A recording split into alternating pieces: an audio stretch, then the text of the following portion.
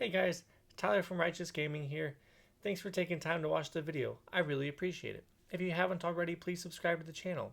Our next goal is to hit 1,257 subscribers. So we got the next set announcement coming any day now. And with that, I'd like to take a look back at High Seas and look and evaluate how well High Seas did overall when it comes to the player base, when it comes to the market, and the release schedule, and just how everything has ended up so far. I also want to talk about where I think High Seas will go in the future. So, first, let's talk about the good things that High Seas had to offer. Overall, I think High Seas is a top three set in Flesh and Blood. It's competing with Welcome to Wraith and it's competing with Rosetta. I think it did that well. The excitement for High Seas was off the chart. The treasure packs were a big hit. The theme, the lore was awesome. I'm hearing from the players that it's probably one of the best limited sets of all time, which is very exciting. All the heroes are fun to play, not only in limited, but in classic constructed. And Gravy Bones has been one of the most popular and one of the coolest heroes that they've released for a while now. And so I think that it's a top three set. And I think it's solidly in that conversation. Seal prices are doing well as of today. June 25th is when I'm recording this video. They are $135 on TCG Player. Now, although this is slightly above MSRP, which is $120, having a set that is priced at or above MSRP is a breath of fresh air for stores. I know that for the longest time, players are getting used to $80, $90, $100 booster boxes of Flesh and Blood, which is fine. But stores aren't able to make a ton of money on those boxes. And so, although stores did keep Flesh and Blood in stock, it is nice to have boxes be a little bit higher so that stores can make a little bit money on Flesh and Blood, and so that they have an incentive to keep stocking Flesh and Blood. Because if stores can't make money on the game, then a lot less stores carry the product. And so having the price where it's at, I think, is a good middle ground, so that stores, as we'll talk about later in the video, we're getting less product of High Seas than they have with other boxes in the past. And so having a little bit higher of a price point, allowing stores, good stores, to sell at MSRP, and other stores to sell a little bit higher. I think allowing them to make a little bit more money, it's fine. It's fine for me. I see that as a win, especially given Flesh and Blood's history. And we're going to be seeing a new wave soon of High Seas. New wave of High Seas. Get it? Bad joke. I know. It's late, actually. But anyway, we're going to be seeing a new wave of High Seas any day now. I'm hearing reports that some stores are getting some of their second wave of product from one of the distributors. And then the other distributor hasn't sent out numbers for their next wave yet. So we're seeing more boxes hit the market now. We'll see more boxes hit the market in July. And so I think the 135 price will go down a bit. But it's good that stores are getting more product. Next, I think most singles are well priced right now. When I look at all the singles prices for the set, especially for like the non-foil staples, the non-foil playables, is what I'm looking at. Some of the rainbow foil legendaries, just like the basic versions of the cards, I think they're priced really well right now. The exception of a couple cards, obviously, which we'll talk about later. But most of the cards are priced really well. They're priced comparatively to previous sets, Hunted and Rosetta, where they were at this point. I think the High Seas cards are comparable in price. There's no really non-foil majestics that are just stupid in price. Things that like are staples, things that you need three of. So I think prices are very decently priced right now. So I think that's a big win for High Seas. And a good thing, in my opinion, is that some of the random cards were randomly underprinted. Things like Jolly Bludger, Lone Shark, Palantir, Aeronaut. There are a couple cards that were just like you randomly didn't get the same quantities of as other cards. But so most of these cards were not as playable. They were sideboard options, sideboard cards. I think that's a win, honestly. If I if we can limit the amount of bulk Majestics in a set and limit the amount of number of those cards that we're getting printed, I mean, I see it as a win. Make sure that we don't have just dollar Majestics, because some of the issues with previous sets is that some of the Majestics that were more bulk that weren't played were 50 cents to $1, and so people, and there were a lot of them too. 12, 15, 20 of them in a set, and so players could open a box, hit no legendary, and hit like $10 in Majestics, and like that's it. But now if you hit a Majestic that is less playable, it's still like $5, $10, $15 even, and so they still retain their value pretty well, and not a ton of players are buying these cards because they're less playable, and so more sideboard cards, so it doesn't really hurt the majority of the players, and so I think it's cool that some of these cards were a little bit less printed than others. Let's talk about some of the problems. Some things that will and can get solved in the future for high seas. Some random cards are pretty high in price right now. A couple of amulets, diamond, ruby, Panamu's a little bit overpriced. The cold foil legendaries, I mean, Dread Thread's over $200 still. Is a little high in my opinion. Some of the other cold foils are decently high as well. Most treasure pack cold foils are high. I mean, there's a lot of hype on the treasure pack cards. And there's a lot of cards in the treasure packs, but treasure packs were very common. I mean, one per pack, and so we're seeing some of these prices decreasing over time. I think we're going to continue to see a lot of these prices decrease over time. So one of the issues is that I think players are still overvaluing treasure packs. They're still wanting to buy offers for $25, $30 a pack. I saw one at $35 a pack. These packs aren't worth $15. Like these. You can open a pack and open $2 of cards in the pack, and so I still think $25 to $30 is high. If you're buying treasure packs, I think $20 is a good price to be at, because you can open a whole case of high seas and open 4 treasure packs, and you could get $20 worth of cards out of those treasure packs. And so treasure packs are very risky.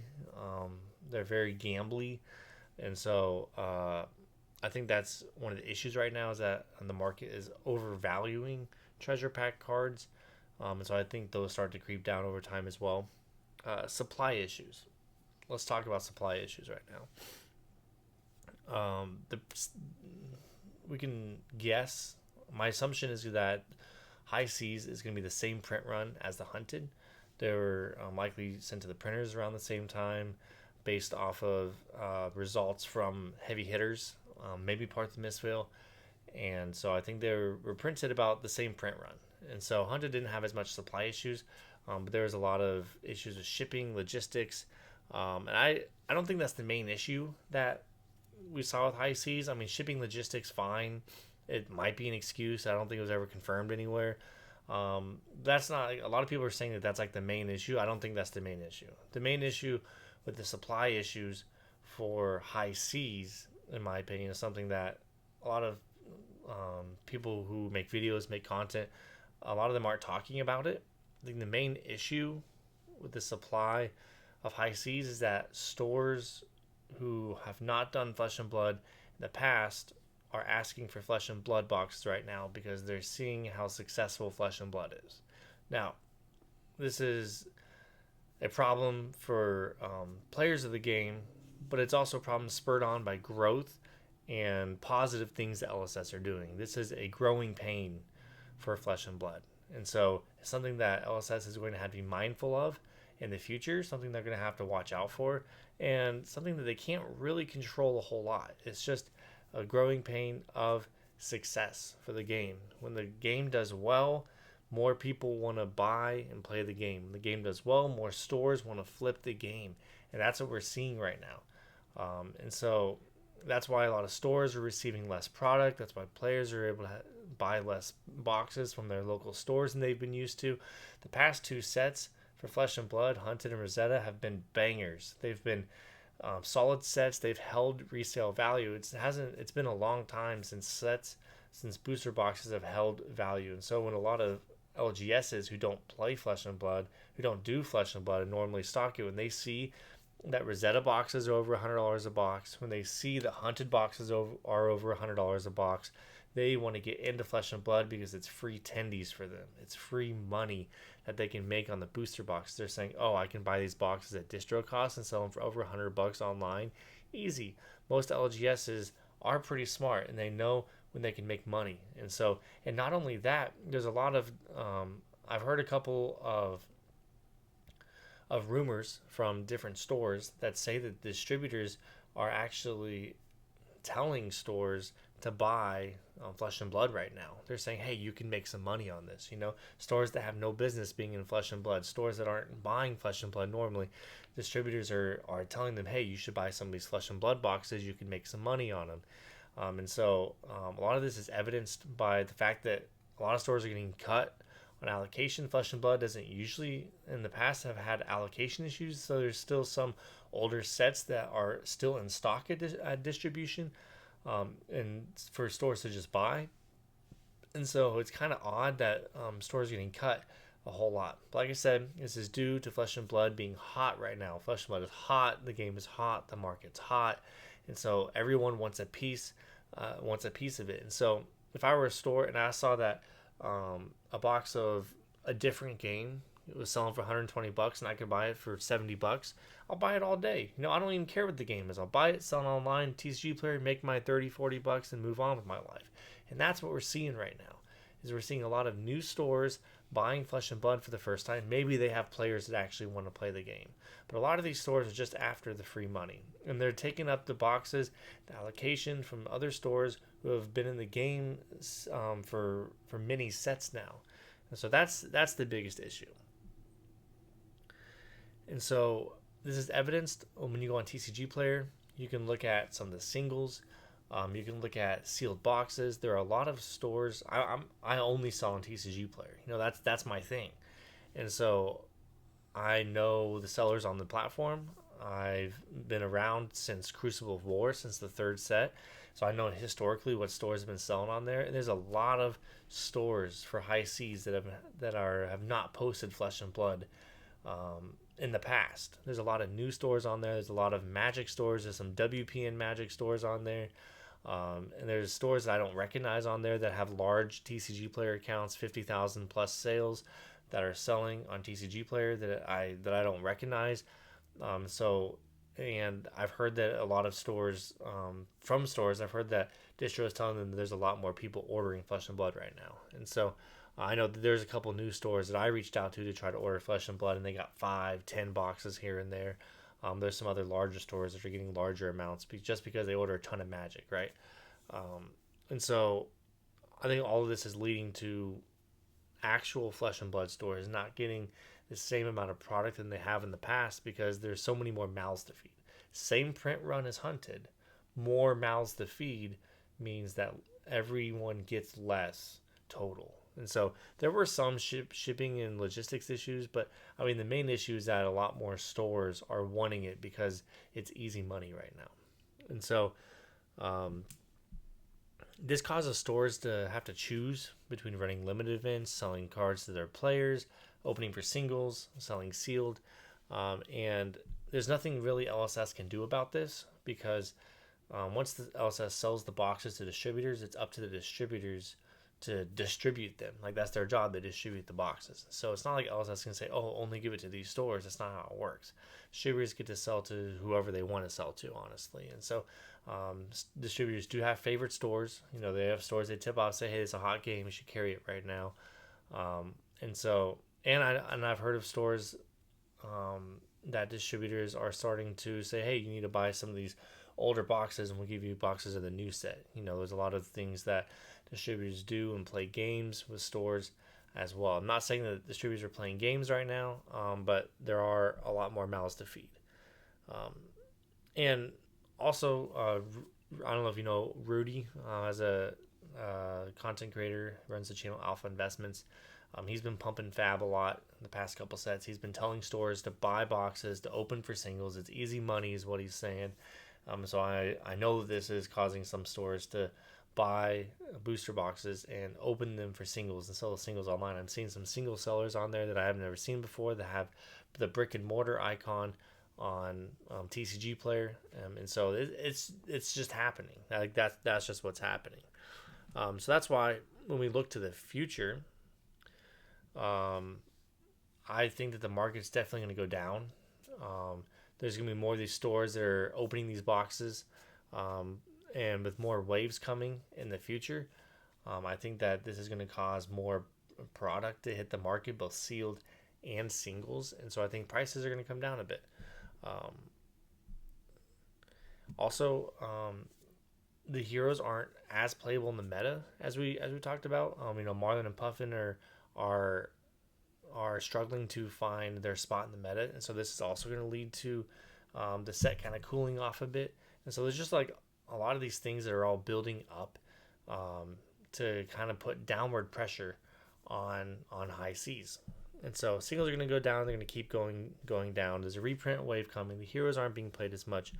There's also only one big event in the U.S. left for high seas meta. There's Kansas City calling, which is a CC calling, but not everyone's going. There's also no competitive seasons. There's no Road to Nationals. There's no Pro Quest. There's like a skirmish season, but that historically hasn't moved the market a whole lot. And then also we're going to be seeing a new set getting announced and any day now. And so this is going to cause attention away from high seas as people start getting excited and looking forward to the new set. So I think that sealed prices are going to drift down to between MAP and MSRP, probably settling around $110 a box, similar to Rosetta or Hunted when they were kind of in this same time period of their release. So I don't think that's a bad thing. I just think that if you're a seller, you want to sell what you have now so that you can prepare for a downswing in the market. If you're a player, you should wait to buy your cards. I mean, there's no reason to buy cards right now. If you're wanting to get into one of the high seas heroes, unless you're buying cards for the future. I mean, Dead Threads is a buy right now because we might get in Necromancer next week.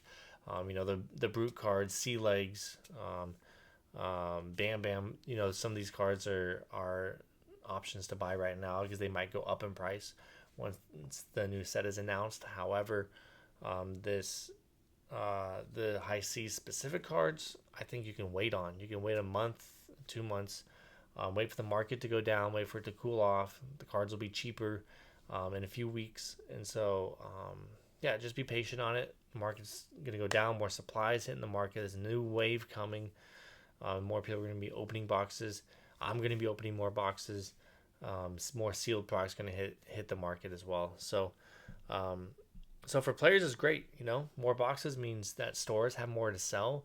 They can run more limited events, and overall, the set's great. It's a great set. Even though the market started to go down a bit, that's normal. The market always goes down for new sets a month after release once the big events for the cycle are cooling off. And so don't worry about the decrease in the market. The market will rebound eventually. And I think the high seas will go down as this. Obviously, it's going to be the set of the year. Even without seeing the September set, I think high seas is a high point for LSS this year. And I think it's competing for top 3 all the time. I think we're going to look back when we're in the future, we're going to look back on high seas with great favor. I think the treasure packs were great. The Marvels amulets were great. That's one thing I didn't talk about. I think the amulets are saving the treasure packs right now. Treasure packs there are a lot of bad hits in the treasure packs, but the amulets are a big bright spot there. We haven't even hit some of the signed cards in the treasure packs. We haven't hit the heart. We haven't hit one of the English Bravos. We haven't hit Prism and a couple other cards we haven't hit. So there's still some treasures to discover in high seas. And so I think when we look back on the set from the future, I think it's going to hold its value really well. And so after this next wave comes, now between now and July, stock up on some sealed boxes of high seas. It's definitely going to be a set that you want to keep in the closet, a set that's going to retain its value, increase in value over time. A lot of sets in Fab haven't really increased their value well over time, but I think high seas will because of the treasure packs, because of the theme, the lore, the heroes in it.